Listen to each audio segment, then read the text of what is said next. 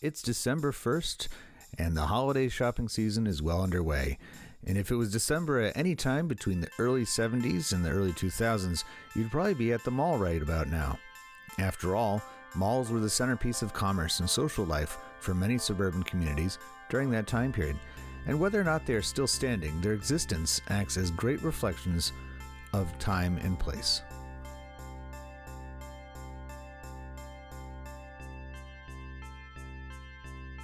I was so happy to have my friend and frequent podcast collaborator, Kyle, join me once again on the EPS podcast to talk about malls as primary sources, especially since together we frequented one in particular throughout the 1990s.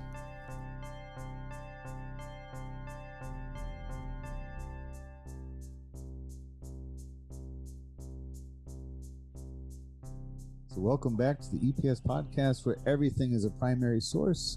I'm Eric Paul.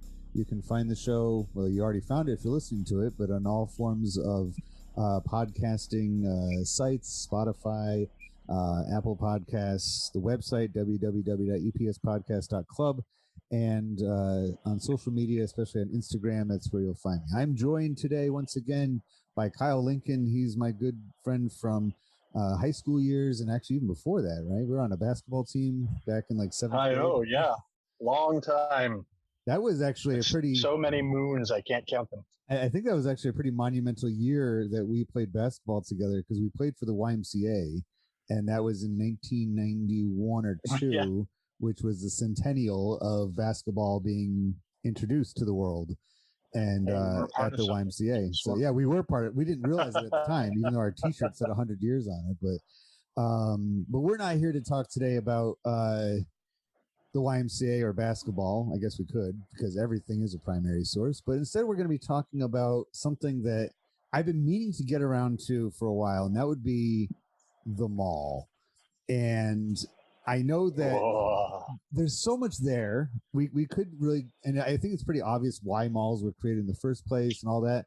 But I think you and I are going to have consumerism. Yeah, but didn't they become so much more? Especially in the ages that we grew up in and around malls, the 80s and 90s. By then, they had really kind of hit their stride.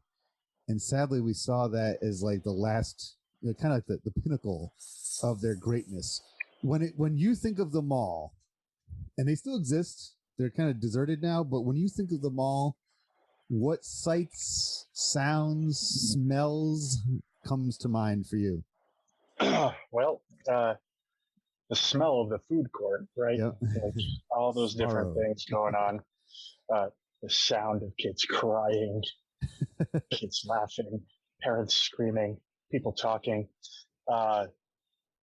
people standing outside of stores screaming, "Hey, why don't you come buy this? We got a deal going on that." Or that one Asian restaurant that's handing out free samples as you walk by.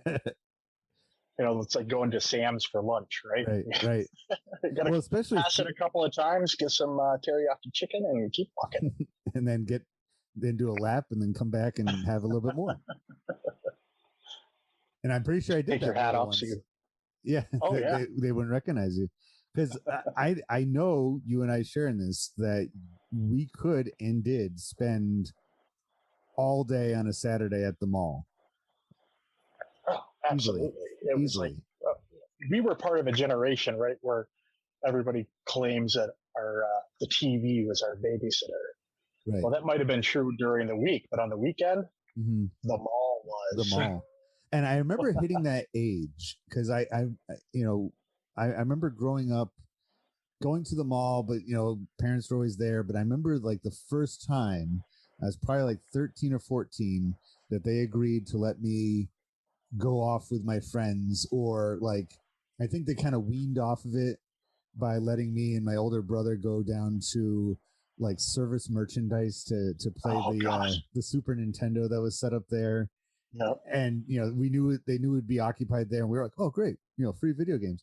And that little taste of freedom, being able to just go, because the mall was like, and it is like a insulated town, really, right? It has those elements to it, and so it even has different members of society there, right? And as time went on, they started to change. 'Cause I think by the time we get to like the 2000s, early 2000s, I recognize a lot of malls started having really strict rules about kids under the age of 18 being there at a certain time because they're just having too many problems. But we might be getting too far ahead of ourselves. Now, one of the reasons I wanted to talk to you about it is because of your background in industrial and organizational psychology. And I feel like shopping centers, malls, and those kinds of worlds are kind of like, even if you didn't actually study them, somebody like you would have the insights on that more than most. Wow. Yeah, I could translate that for you. Really, it was just, you threw me for a loop. I wasn't expecting that. Well, this is what you should be expecting all the time. I should expect the unexpected, especially when talking to you. Wow, the psychology of the mall is just crazy. So that was where you met your friends. That was where you met your peer groups. Mm-hmm. And if you weren't able to do that, boy, you were really missing out on something. And that could really kind of affect your status. It was, yeah. It with your friends and other people around the school, and with all the different cliques were there, sometimes you have to be a little sneaky about where you were going to go, right? Mm-hmm. You had to avoid people, right. certain people, or duck into a store if you saw somebody coming, or, all those different things. You just described like at least three. I can think of three specific times for each of those examples of like, because unlike school, so it was like school, but not school, because it wasn't just you and your peers that you went to school with that you would see there at the mall. It was our social media. It was, yeah. And in many ways, social media kind of killed the mall and online shopping. Right. Well, they worked together for a little while. Like I feel like in the early 2000s or so, when both, social media and, commercial internet were still kind of in that, figuring it out stage, they would oftentimes really kind of help promote mall behavior. They would have like flash sales, or they might, make it like the status symbol that you got the Victoria's Secret pink sweatpants, not me, but women before everybody else did, and you'd have like Black Friday. You always get on Black Friday those images of people rushing into the malls or lined up outside of them and fighting over whatever was on sale at those places. Baseball bats and tackling old ladies in the parking lot. Yeah, and then it just kind of like died, just as people started to trust, Amazon and Walmart and eBay and Etsy and stuff more and more. They're like, I don't need to go to the mall. And teenagers were like, we don't need to go to the mall. We can just see each other on this thing. Like, it's not as, but you're right. For that generation, 80s and 90s kids, that satisfied that need to strut around, have, and it was great because it wasn't just your schoolmates. You would see kids from other schools, and there wasn't that degree of, oversight from parents or anything like that, or teachers, because the mall security didn't care. They weren't going to give you a hard time. And as we got older and started getting jobs, that's where we would go. So-and-so's working at FYE today. Right. Oh, we're going to go hang out and say hi. And that was definitely the status symbol there too, was a mall job, because I worked at the theater. That's right. Yeah. That we had there. It was Hoyt's Cinema at the time. Not yet Regal. It has now since become a Regal here. But my goodness, I could write a book or a movie about the stuff that we did at that theater.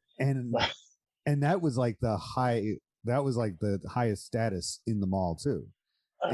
Because even the layout of the place, and the mall that we're thinking of is Champlain Centers North in Plattsburgh, New York, right off of Interstate I-87. Named so because we had a south. We actually That's had two right. malls. We had a good mall and a bad mall. The new mall and the old mall. The north mall and the south mall. And all the same particularly, thing. if you're listening to this in anywhere in the United States, you can totally relate to that. That after a while, it's the good mall and the bad mall. Don't go to that one. That one's got all the lame stores in it. It's like, a little shadier than it used to be. It's like Death Star the 1 new and one, Death Star though, 2. the new mall, that's where it's at. It's got all the new stores, all the new stuff. It looks really cool, you know. Grand Moff Tarkin is still at the small one, and you know, you got the Emperor himself at the new one. And that's the movie theater is one of those things that could, you know, make the difference between the crappy mall and the good mall.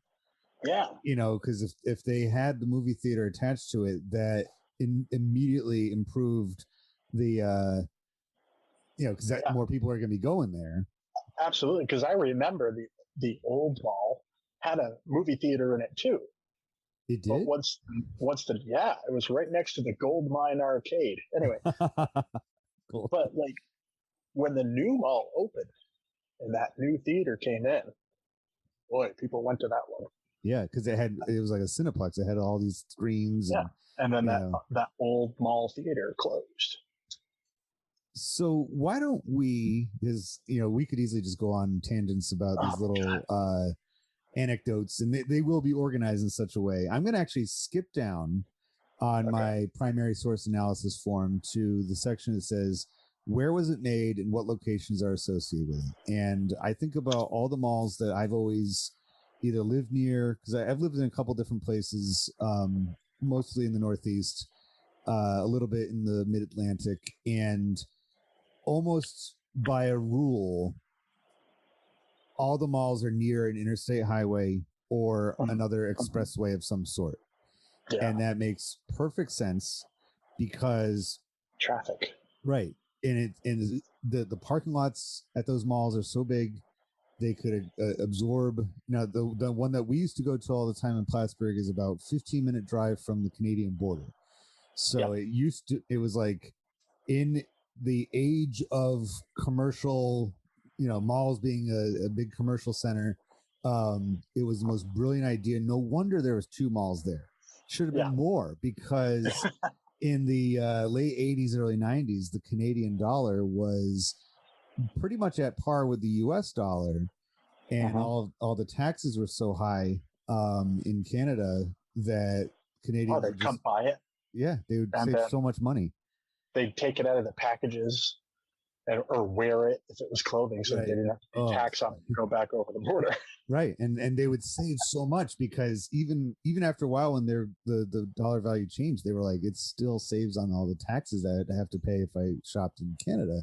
Mm-hmm. And you know, there's urban malls too, like you would find, you know, indoor shopping centers in big cities and stuff like that. But it seemed like the pretty standard design went right along with another product of the mid 20th century, the interstate highway, that these were not built in existing shopping areas, right? They were manufactured. So what does that tell you about the latter half of the 20th century, with malls kind of springing up everywhere, but especially near those expressways?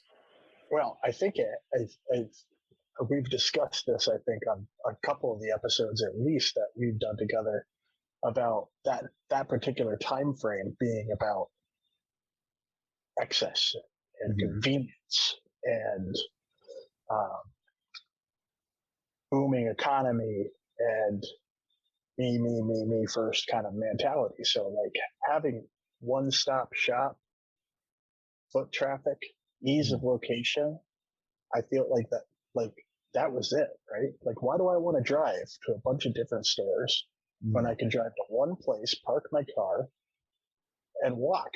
Yeah. I think, I don't know if you've ever been, but the Mall of America in Minnesota. I have not. I would like to.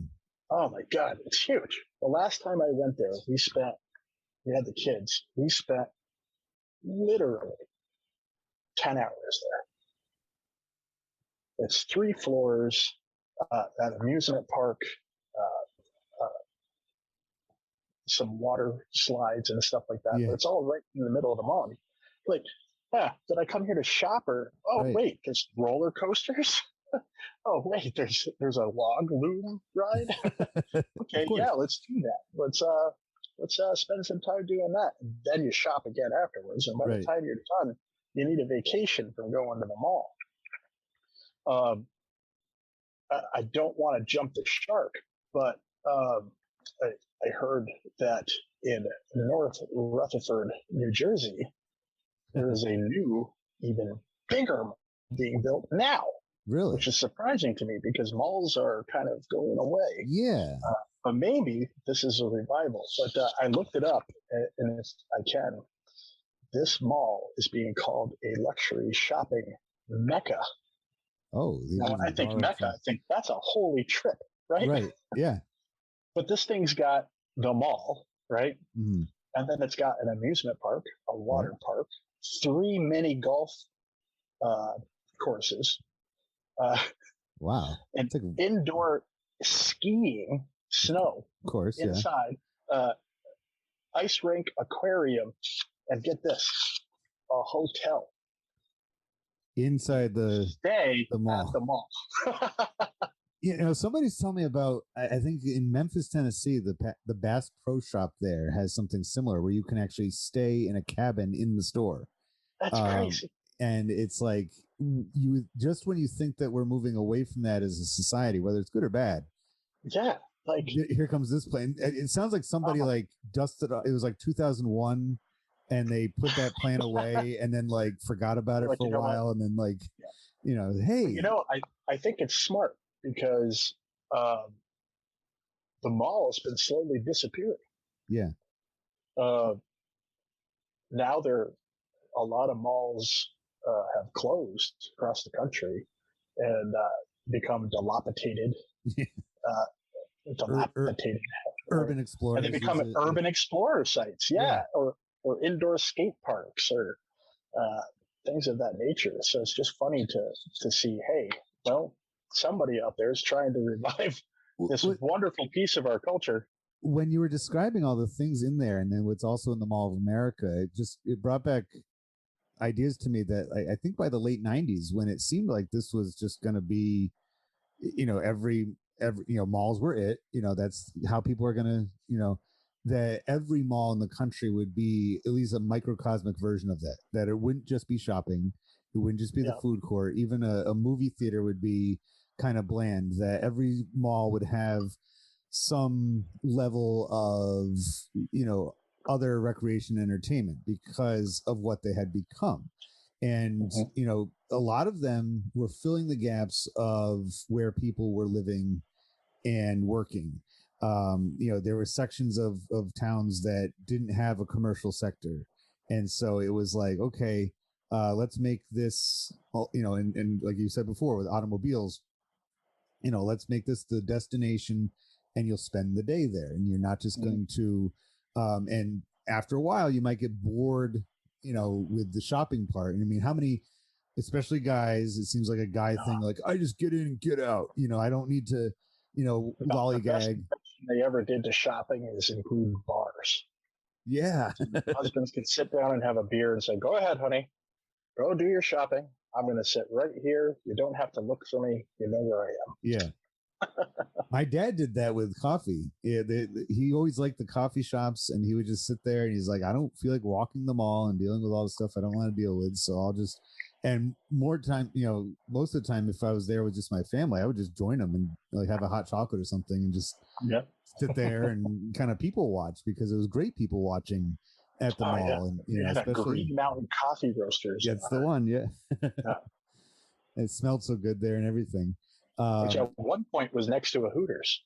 Yeah, that was in Hooters. So now we can go back up the top of the, what materials it made from. I feel like early on malls were just kind of like, hey, let's take every store that exists and, an appliance store. Let's take that, keyboard and organ store and, a men's attire and Florsheim and all these, existing Main Street type stores and just stick them in the mall because we need something to fill space. But after a while, Then came a number of mall, stores that were tailor made for the mall.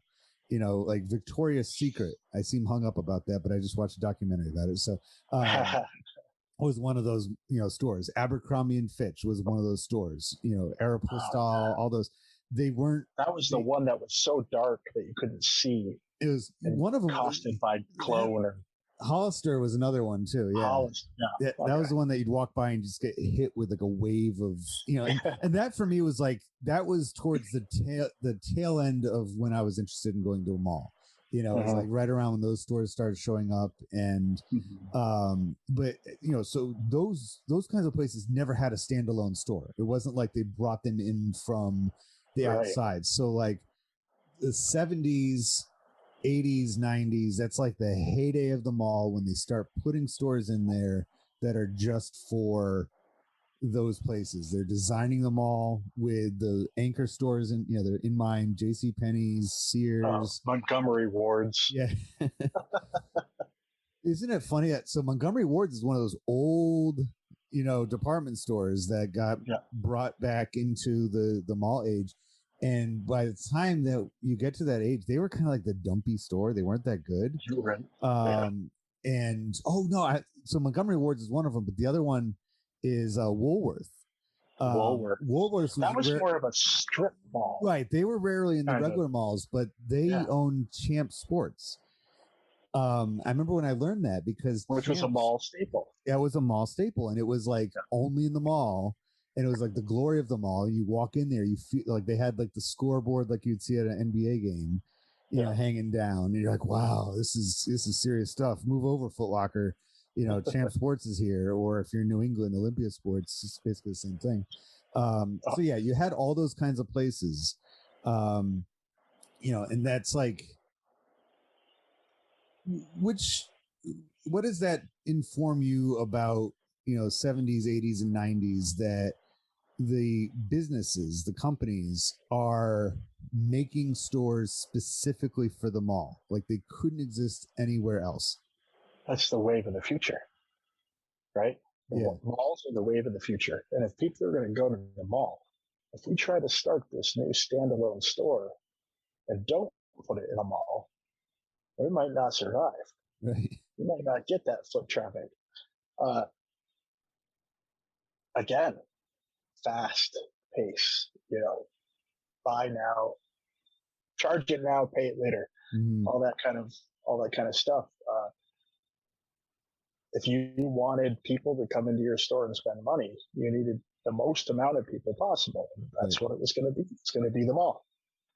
And I honestly can't think of any of those stores that didn't have a charge card either, their own specific charge card. No, they all had their own charge card. What was great is when you had stores like the Gap and Old Navy and all those different stores, they were all owned by the same parent company. Yeah. So you could use your Gap card at Old Navy and vice versa. I was an Old Navy, I was an ensign in the Old Navy, and worked my way up to Admiral. No, but I was in Old Navy, and I never worked there. Did they actually have ranks? I wish. I'm just putting it on them. I don't think maybe that would have been cool. I would have been so much more into it if we could like have promotion ceremonies and stuff, and like. But you worked there during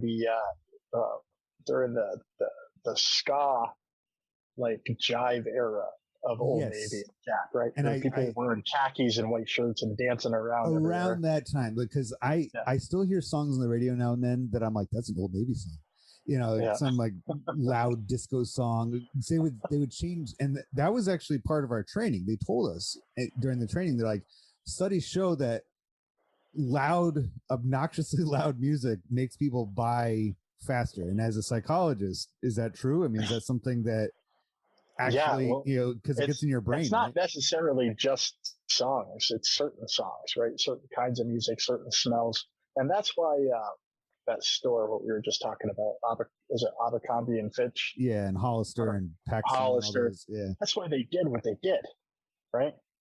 So they wanted everybody to look a certain way, act a certain way.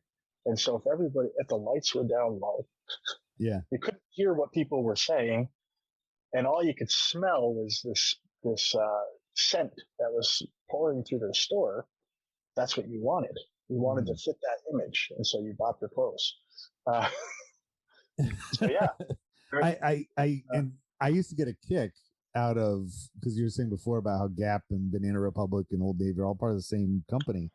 That because we had a Gap right next to Old Navy at the mall, and on more than one occasion, somebody would get frustrated they couldn't find what they were looking for at Old Navy, like, and they would say it loud enough so that, like, us, the clerks, could hear it. Like, I'm just gonna go over to the Gap and see if they have what I'm looking for.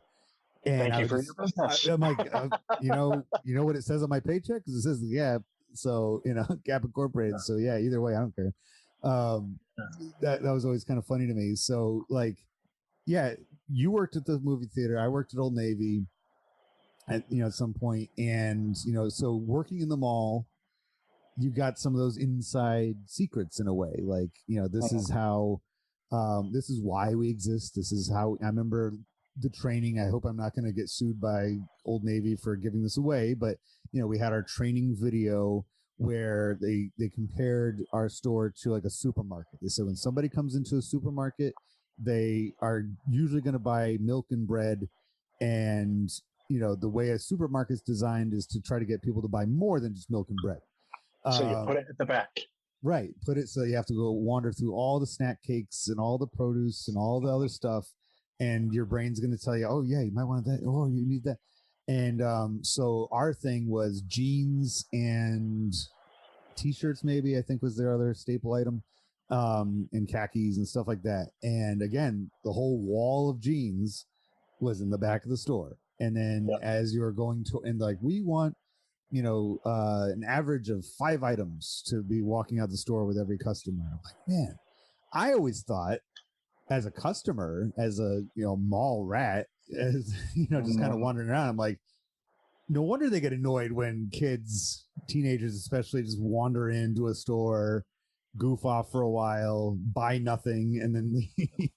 Like, of course they're annoyed, because every time, because the store is getting judged by their higher ups. Every time somebody walks through and the laser gets, counts them, beep, beep, beep, beep, you're on the clock, and like, okay, this person ought to leave with at least 5 things, or else we're going to hear about it and our hours are going to get cut if we're not making it, blah, blah, blah. And so I'm like, oh, this is actually a serious thing. But yeah, without mall culture, I don't think any of those things would have ever come up. No. So, who made the mall? I think there's a couple of big companies that are responsible.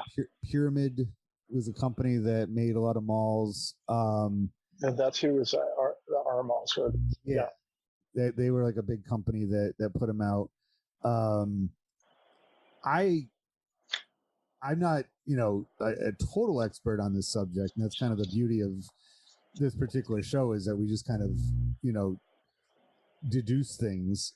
But I have a feeling that a lot of the mall, and I'll put it like this, like kind of like new money, it wasn't like the old timey, traditional business people, that a lot of like post World War II self-made businessmen are the ones who conceived the mall. And it wasn't like, and they were getting all the old money to come to the mall. Right. That's they were, Sears and JCPenney's. Yeah, all those different things. Yeah. Because I'm not even sure if those places did. I mean, they existed, and Sears has been around for a long time, before malls existed, and especially the catalog. Yeah. And for a short while there was those kinds of stores, and I used to love them. I thought they were so cool. That was like a combination of 2. Service merchandise was one of them, where they had the catalog in the store. And there was another one called just like Consumers or something like that, and they didn't even have like an actual retail floor. Like, they had just a wall of catalogs that you could flip through. You fill out a card and bring it up to them, and then I used to love it when they had it in the store, would come down the conveyor belt. Yeah, it was so cool. It was like, which is kind of like where we've now come around to, where that's how everything that we get comes down. We don't get to see it, but at Amazon hubs all throughout the country, they're filling orders the exact same way. Yeah. So it was making a new class of, multimillionaire real estate giants and moguls and stuff, which also is consistent with the time period where, especially that World War II generation, those veterans who came back from the war and with new experience on how to, and reinvigorate. They had this huge economy just waiting for them. I don't think it's any wonder that the first indoor mall opened in 1956, almost exactly 10 years after, the country's, kind of like recovering from all the war and the golden age is upon us. So it makes total sense to us. But considering I can't really name any of them by first name, it tells us something about their status in society, right? I would imagine that we're not really like, well, because like I could name you Donald Trump as a real estate, guy. I think he's done other stuff too, but like, as far as like, yeah, he built, this hotel or that casino, or he owned this, the plaza for a while, or all these, in Atlantic City, and all, he built the Central Park, ice rink and all that, but I couldn't name you any of the mall people. It's just kind of like behind the scenes, and that's even the feeling that you got in the mall. Like you're walking around, but you kind of felt like you're being watched by somebody. I always pictured a bunch of guys in suits sitting in some like back office area with like, either a two-way mirror or Russians. Kind of like in Stranger Things. Yeah, Stranger Things. Yeah, that makes me think a lot. I'm like, oh, maybe this whole time.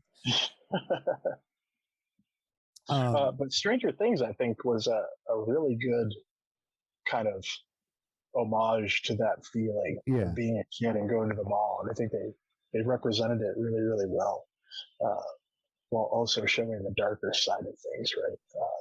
Mom and pop stores closing, but that having to take a bus to get there because it wasn't just down the street, it had to be at a central location, like you were saying. So it's kind of nice, all the colors. They did a nice job with that, and you're right. Everything was nice, and they did a nice job of showing it in its prime when everything was glossy and clean and brand new. Because certainly by the about 20 years ago, things are getting dingy and falling apart, and things like that.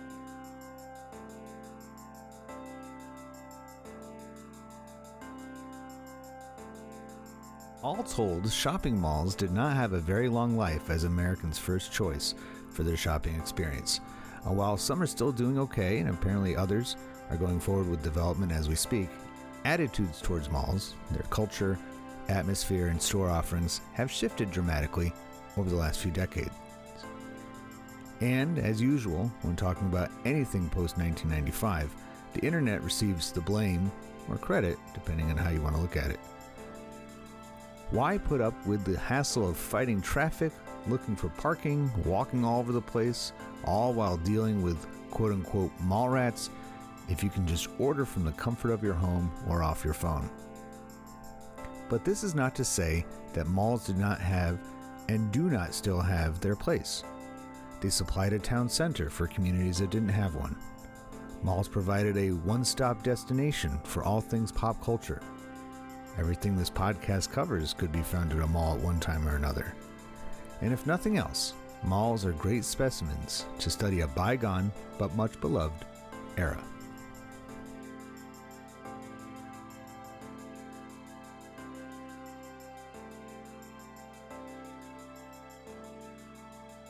So I feel like we touched on it a little bit before as to why did they make it, and I suppose if we had chosen one specific mall to investigate, but I want to ask you more about that one in East Rutherford, New Jersey. It's coming out. Okay. Do you want to speculate further as to why now they're deciding to go? Are they? Do you think they're hoping to reach into the nostalgia for people of our age group? Because I personally don't think I'm going to be. I'm not nostalgic for malls as much as they might think we would be. Right. Well, I can speculate, perhaps, that maybe they were ready to do this years ago, the COVID, Yeah. right? And I imagine that the state is probably invested in this in some way. Mm. And it's probably good traffic for the state, good consumer. It's conveniently located between New York and New Jersey. Mm. And, you know, uh, my understanding is correct. The boardwalk down there, Atlantic City, all that stuff has kind of taken a little bit of a dip too. And what's the word? Attendance, I guess, is the word I'll use. It's just funny to me though, because it just seems like a big risk to take, because it seems like malls had their chance and they just didn't make it. You know, I think about two examples. One was in Syracuse, New York. They have Destiny USA, and right around the turn of the century, it was already a pretty big mall. It was about, you would consider it a big mall by anybody's. And they were like, this is going to be the biggest mall in America. We're going to build it up. We're going to have all the same kind of stuff that you listed off. They're going to have like an indoor park. And it made sense in a place like Syracuse. And like the very first mall to open up, indoor mall, was outside of Minneapolis. And that's where the Mall of America is too. Mm-hmm. These northern, cold 9 months out of the year type places to get people from, you get to have the pedestrian shopping experience without being outside or affected by anything. But it never panned out the way they wanted to be. They always had to cut corners. And then I think the last time that I was there was probably about 10 years ago. And it looked like any other mall. It was the same kind of thing. Yeah. And then the other example that comes to mind was last year. And I realized COVID had its effects, but I was over at the mall that's right by the Tappan Zee Bridge in New York. And I think it's called the Palisades Mall.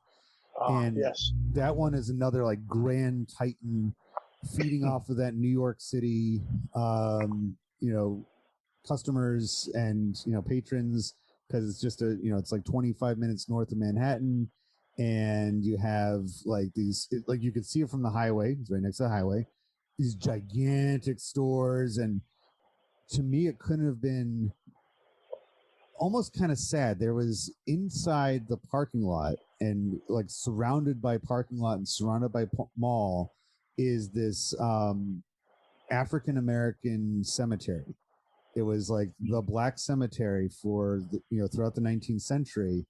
And there's a number. And so like, I guess and I think it was Pyramid Company went to go build the mall, they offered to pay to exhume, take all the coffins relocate. Up and relocate it. And the families involved in the cemetery are like, no, we'll stay.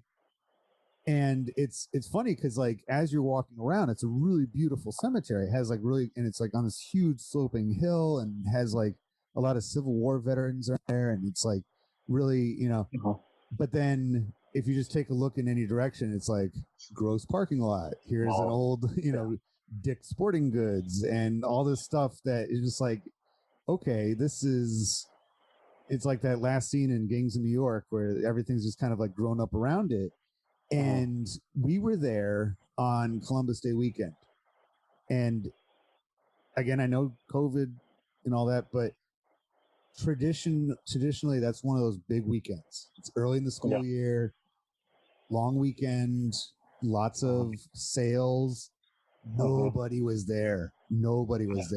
And they even had like a comedy club inside. They had like Blue Man Group was there. They had like Stomp or whatever, all these like shows. It was like this huge. It was so much more than a mall, and nobody was there. And so I'm like, and to your point, like why now for this? It's called. If you're listening to this, and I know they're not owners, it's called American Dream. Okay. Promoting your mall. But really, I think what they're thinking is this is a mall, right? We're going to sell that nostalgia piece of the word mall. Yeah. But based on what's there, I think shopping is an afterthought. Right. That's like what you do when you're tired from all the other stuff. Yeah. it's kind of like going to Vail, right? We're going to go skiing. Oh, they have some shops there. Yeah. We're going to go to an amusement park, water park, golf, all this other stuff. Oh, yeah, by the way, we can shop. So I think maybe why now? That would probably be my why now. Like, yeah, we can make money from all this other stuff that's in here. And, oh, yeah, we'll make money from stores wanting to be here, too. Right. I'm curious if it's the same kind of stores that have always been in malls or if they're going to try. Because I've noticed that the malls that are being built now, and they still do make some, but they tend to be every store has an outdoor access that you don't have to go into a larger building just to get to the store you want to get to, that they all have an egress to the parking lot. And so you can do that one-stop shopping and your not Targets, have to. your Best Buys, your Kohl's. Yeah, Michael's and Dick's and Hobby Lobby. Right. All those kinds we of better places. get something for all this promotion that we're doing. That's true. Yeah. I mean, dozens of people are listening over the span of a year, so I'm sure. Let's go to the mall. Well, that's another thing too. So I know that like Robin Sparkles from How I Met Your Mother was the Canadian version of Tiffany, but Tiffany, my first crush, or among them, like is like her and what's her face from Who's the Boss, but I was like, that's how she became a pop star, was touring malls. She was like 15, 16 years old and was doing a cover of Tommy James and the Shondells, I Think We're Alone Now. And like that whole music video is just shots of her in the mall, different malls in the country. And it was obvious that like maybe some of them came because there's a pop concert in the cafe, in the food court, but other people are just like walking through the mall like, hey, what the hell, like, well, I think back to all those talent shows and beauty pageants that took place in the mall, and people are just walking by going, Christ, that person can't sing and I gotta listen to that while I'm shopping, like or celebrity appearances and stuff, like or they would have all that in the mall, and that was like the and I think Star Search with Ed McMahon, they would start in the mall and then they would move up in competition until they got on TV. Same thing with the America's Funniest Home Video knockoff, or I guess child of America's Funniest People. I remember them having a special event at that mall that we grew up at, where they were looking for people with weird, funny talents and stuff like that. And they had a camera crew, and Double Dare came to the mall once I was a kid, and it wasn't the full show. They just had it was a promotional thing because they knew the kids were there. They knew that families were there, and there was just like a way to reach them and to get to them. And I think that's what these new mall makers are hoping for, because as I walk through, and just as a side note, I have a young son, so I'm not just walking through the toy section of Walmart on my own, but not only are they reviving a lot of the toys from the 80s and the early 90s, but they're reviving the packaging too. Masters of the Universe looks identical in the packaging that it did. Yeah, they're bringing those back as well, and it's like it couldn't be any more obvious, because they're like, those are the parents nowadays, and if they're going to be parting ways with their money, it's going to be something they're familiar with. So I'm kind of guessing that this huge investment of building a mall mall in name only, so it's a Mino. It's a mecca. Yeah, it's such a luxury shopping mecca. They use that word so loosely, don't they? They do. Well, it is in the East. Because I feel like the Great Recession really killed that shopping, like I'm a shopaholic kind of culture, didn't it? Like about 15 years ago, it seemed like that was when everybody was clipping coupons and joining, Costco's and Sam's Clubs and trying to stretch their dollar like crazy. And it looks like we're heading into that realm again, even if it's just a lighter way right now in 2022. That it seems like just like an odd time to, bring shopping and American dream together into one place. But I remember there's a movie that came out poor timing. There was a couple of them that were really poor timing. Both the Confessions of a Shopaholic and Sex and the City Part 2, which I had to see in the theater. Not Sex I and didn't the I City. didn't right sex and whatever it is. I don't say it like I had to see it in the theater. I was meeting my wife. She didn't realize what I was on a job interview actually, and I just finished up and I was trying to find her, and she was just going into the theater. So my choices were either wander around a desolate mall for 2 hours or join her at the movie, and at least, sit there through a story. And I had to watch Sex and the City Part 2 for its entirety. I was like, oh, but those movies came out, they couldn't have been at a worse time, because 2007, 2008, the economy was down. It was in the dumps. People were losing their jobs. They, losing their homes. And yet they come out with these movies where, like, I just shop too much. And I just, I've maxed out all my credit cards and I just want more and more and more. And, I'm going to take this lavish vacation and, and it's just like totally unrelatable. And so I feel like that's, I don't know. I wish this American Dreams Mall the best, I guess, but it just seems like they might be trying to do more. To revive all those movies that promoted it back when we were younger, right? In the 80s and that. And you got Fast Times at Ridgemont High, Clueless, even the Blues. Like one of my favorite things in a good movie is a car chase inside the mall. Yeah. Right? Like the Blues Brothers. Or outside the mall in the parking lot, like Back to the Future. Like malls were just there. They were part of the scenery. They were part of everything. Yeah. Not only were they an option for us on a Saturday in, any time of the year, but especially when it was bad weather out, like, oh, we can do this, or the mall, or do all these things at the mall. But yeah, the settings for so many movies, you didn't even think a second of it. It was like, all those, I can think of 3 Arnold Schwarzenegger movies right now that have some kind of mall Terminator 2, Cobra, or Commando. Commando. Commando. Cobra was Stallone, yeah. Commando and Kindergarten Cop all have, and I think it was the same mall too. Yeah, Jingle All the Way. Yeah, that's another one. So 4. Yeah. And that one's in Mall of America. Yeah. Bring it all back. And so it's a given. Like, any movie in that time period that even remotely needs like a setting with lots of people and, imagining it like getting all smashed up through like a chase or a fight or something like that. The mall, right? Because everybody goes to the mall, and it was always kind of weird watching movies like that in the mall. Because then, like, you leave the movie, you're like, wait a minute, am I gonna do this now, or see it? Like Dawn of the Dead. Yeah, that's another one too. Because I think that when the original Dawn of the Dead came out, that was a total commentary of where we're going. Right, and then by 2004, when the new one remake came out, really I'm like, I've been to that mall. The mall is dead.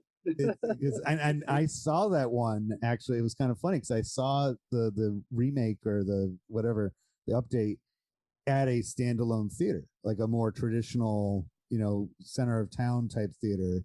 And I was kind of like laughing to myself because I'm like, yeah, so this is set in a mall, and I'm already moving away from the mall. Like, I could have seen this. I saw plenty of movies in that era at malls, but by that point, I'm like, I live too far away from a mall. I'm not going to go all the way there just to watch a movie. And so it couldn't have worked better. But yeah, and I'm glad you brought that up, because that movie, definitely by the second one, it's like, that's how it is now.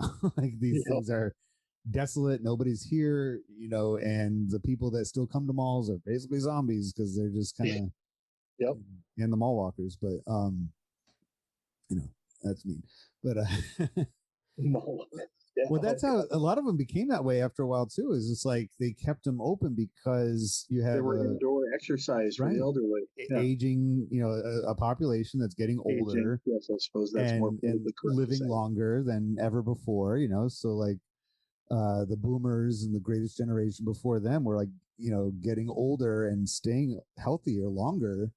They might owe some of that at least to mall walking, because it was a perfect setting. You could get lots of steps in. They could measure their exact mileage if they did, and completely it was good socialization too, because when you were taking a break, you would sit down and have your coffee or whatever in the food court, and you'd all chat together.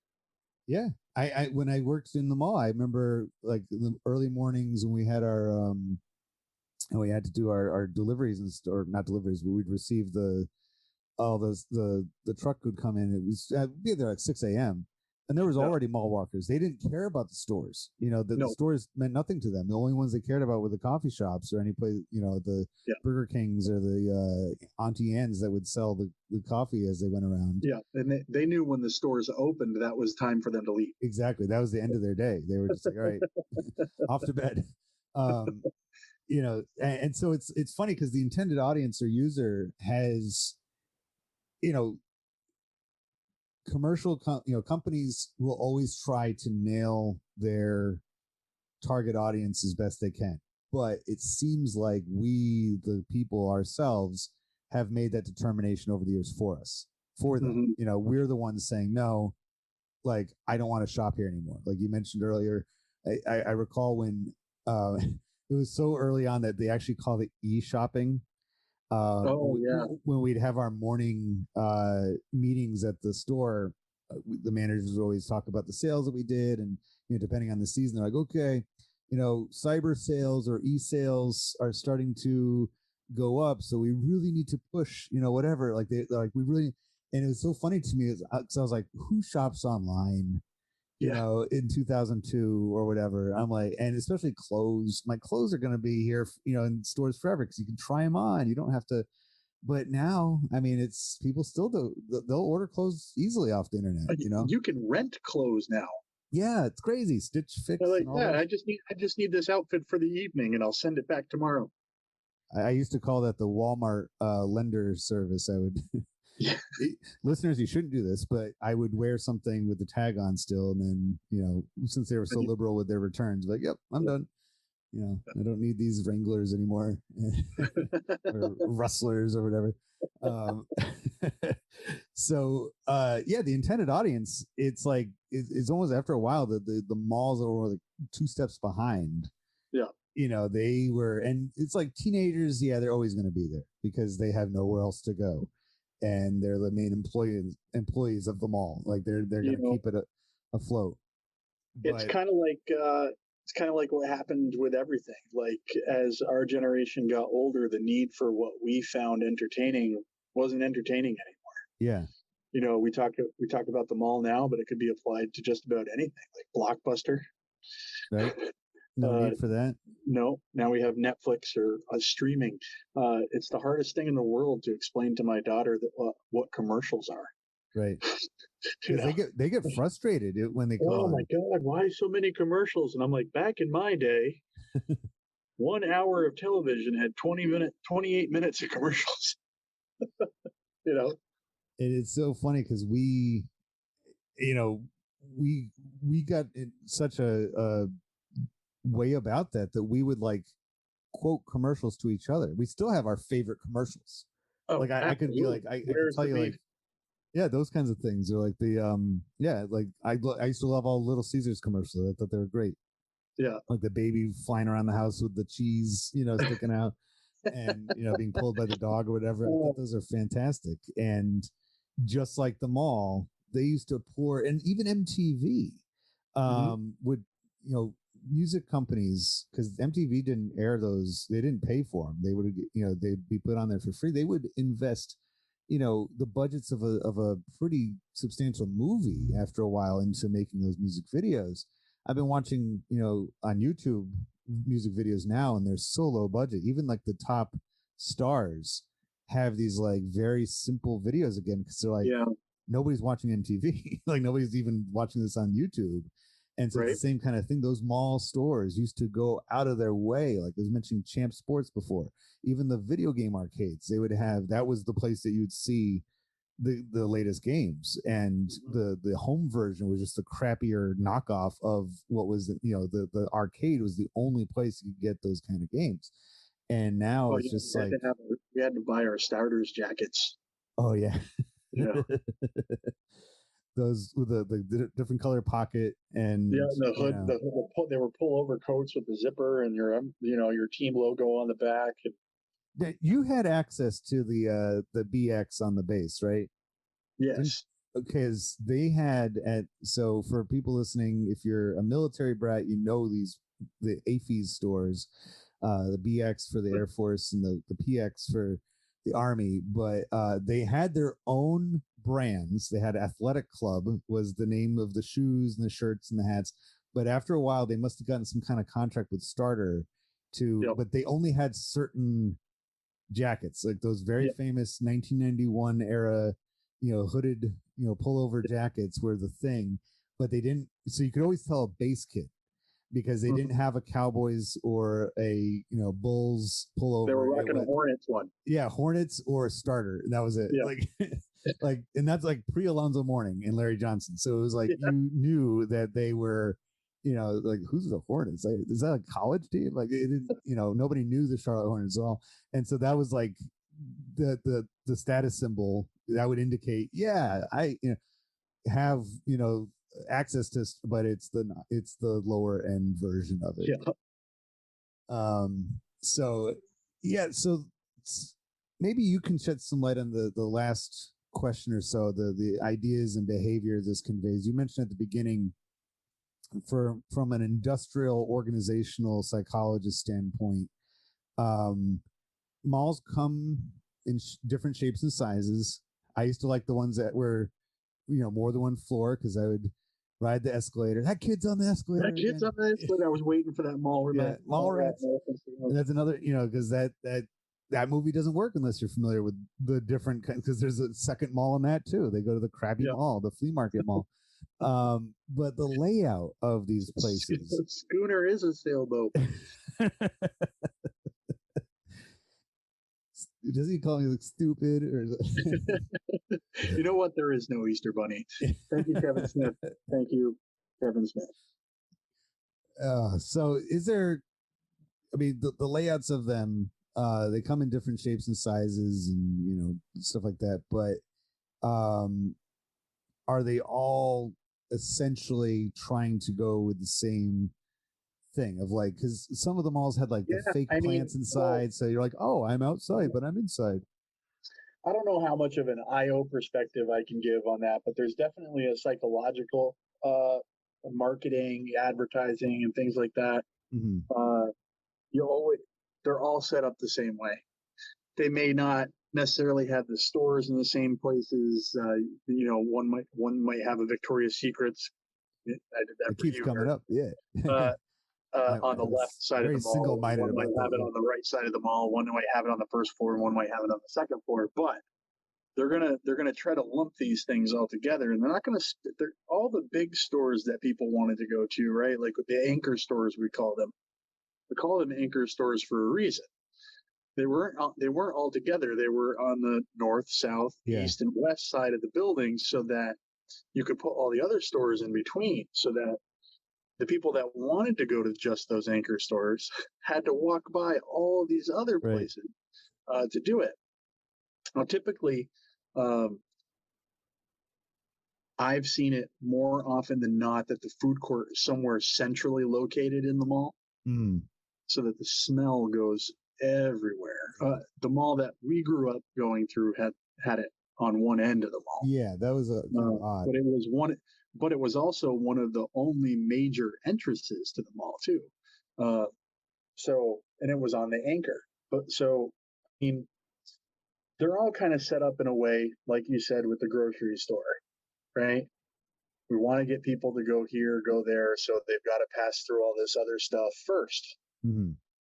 And that just ties right into the psychology behind advertising and subliminal messages and hidden agendas, and it's almost October, so I'll throw up one of my favorite October time movies, They Live, right? Yes, yeah. So obey, shop, spend.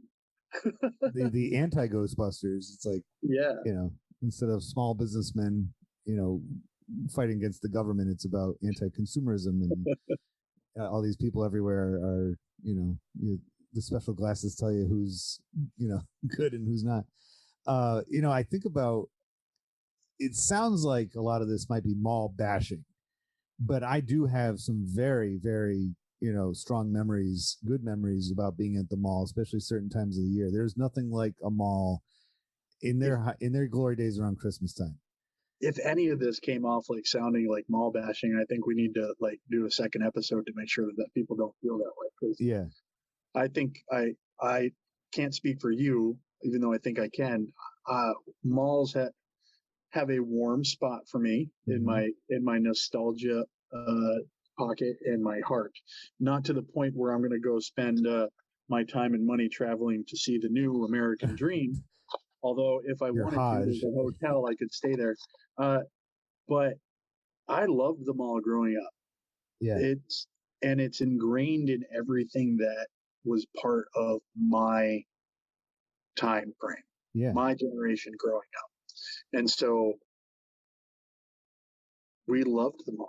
Yeah, and it's if we could go back to, and so I think if we could go back to the mall in its heyday, like there's nothing better on like a winter, February and a Tuesday night, and your parents are like, I don't feel like cooking tonight. How about we just do the food court? You're like, okay. It's so cozy. Everybody, here's $5. Go to Taco Bell, or you go over to Sbarro, and I'm not sure if I'm saying that right. Actually, it sounds corny, but one of my all-time like favorite memories is from when my now wife and I were first going out. Was like it was like around Christmas time, probably a week or two before Christmas, and we went Christmas shopping for our families at the big mall in Syracuse. And it was like we just found like thing after thing at store after store that was like perfect, and then we like timed it just right. We went and sat down and had some coffee, and she had like a big hot cocoa, and it was just like those nice smells wafting around, and it was like kind of crowded but not really, so it was like a pleasant steady stream of people, and everybody was laughing, and you hear the Christmas carols in the background, being in all the decorations everywhere, and there's kids lined up for Santa down the way. And then I think we ended the night as we oftentimes did by going to see a movie. I think we saw Love Actually that night, which is a great movie. And it was like the perfect early 2000s, like to me that was like the last hurrah of the mall for me. Like I was like, that was it for me. Like I could never return to that. That was the pinnacle, the apex for the mall's era, because after that it seemed like every time I went to a mall, it couldn't match that because it wasn't Christmas anymore, but it also just wasn't, it had other things to compete with. It just wasn't quite the same way.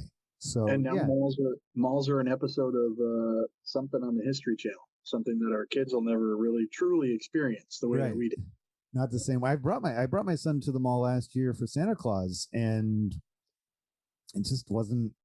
It didn't stick with him. I don't think. I mean, he enjoyed taking a picture with Santa through like a weird glass because of COVID stuff. But like, and now it's like, can we go now? Like, he's never asked to go to the mall. Like I used to beg. I even went to the mall. The president of the United States used to routinely come to the Air Force Base where I grew up, because he had it was President Bush, and so he had a second home in Kennebunkport, Maine, and they would he would come to the Air Force Base like once a month. We'd go see the leader of the free world. And I remember one time I was so obsessed with a video game at the Dream Machine arcade at the mall that I was like begging my mom. I was like, come on, I want to see, can we just leave now? And like, there's the president of the United States waving from and I'm like, all right, we can go now, right? Because I want to play Ninja Turtles. And I was so, the mall took precedence over the president. So like that, if it sounds like we're kind of like, oh, stupid malls, we're not.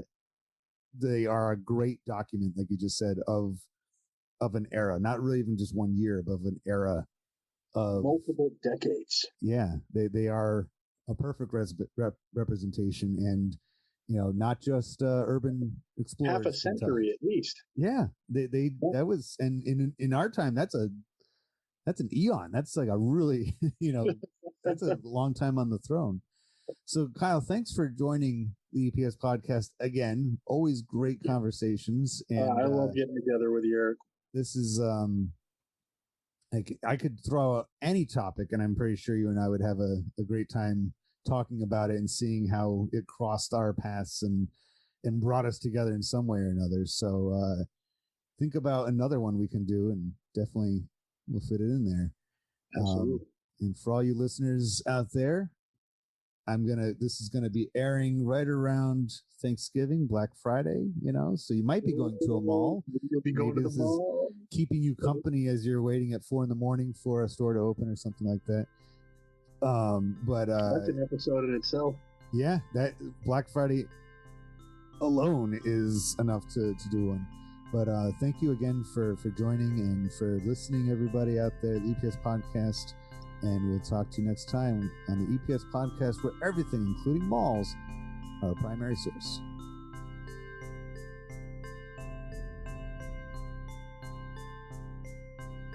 We are just about halfway through the second season of the EPS podcast. I hope you've enjoyed listening to what you've heard so far. Full-length episodes like this one have been delivered on Thursdays, while shorter episodes, the products of my EPS podcast live exhibits, come out on Tuesdays. If you like what you hear, consider becoming a patron by going to patreon.com/EPS podcast. Follow the show on social media, including YouTube and especially Instagram. I look forward to you tuning in again to the EPS podcast, where everything is a primary source.